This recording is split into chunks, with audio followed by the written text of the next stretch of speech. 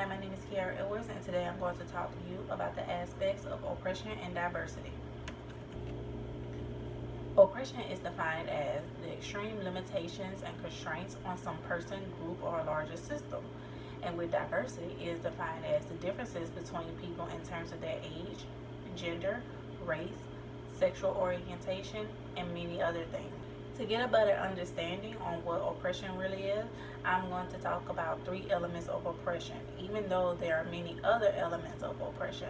The first one being that it bestows power and advantages on people regarded as the norm and denied to others who are considered different.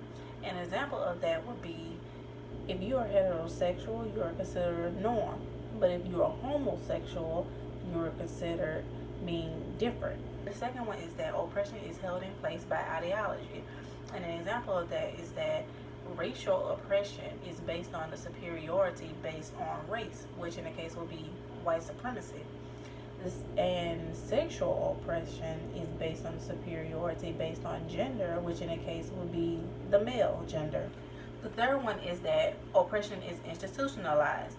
And an example of that would be racism, sexism, and heterosexism is built into the norms. So if you're non-racism, non-sexism, and non-heterosexism, you are still compelled to act in accordance with the institution's interests.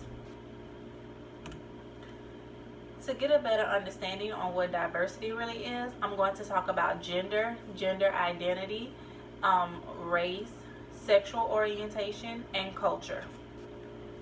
With gender and gender identity, everyone knows that gender is being either male or female.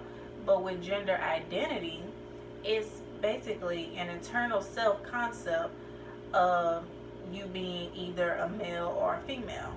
When it comes to race, it is about people who share a common genetic origin and is distinguished by physical traits. In a case, it would be skin color.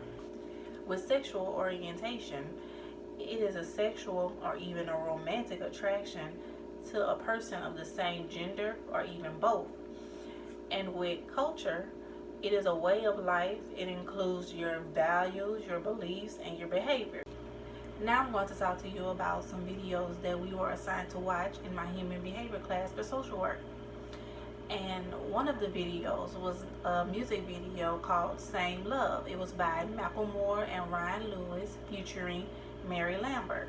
In a music video, it basically talks about loving the same sex and how sometimes they try to cure you with religion or treatment, and sometimes people would rather be voiceless than talk about all the negativity that's going on with them from being this way. There were some diversity concepts in the video, one being sexual orientation. Of course, it was 2 guys who had a romantic attraction to each other, and some oppression in the macro environment. In the video, it talked about job discrimination. There were some negative emails being sent to a worker who, he was gay, and the job didn't do anything about it. Next, I'm going to talk about a video called Being Black in America by Dylan T.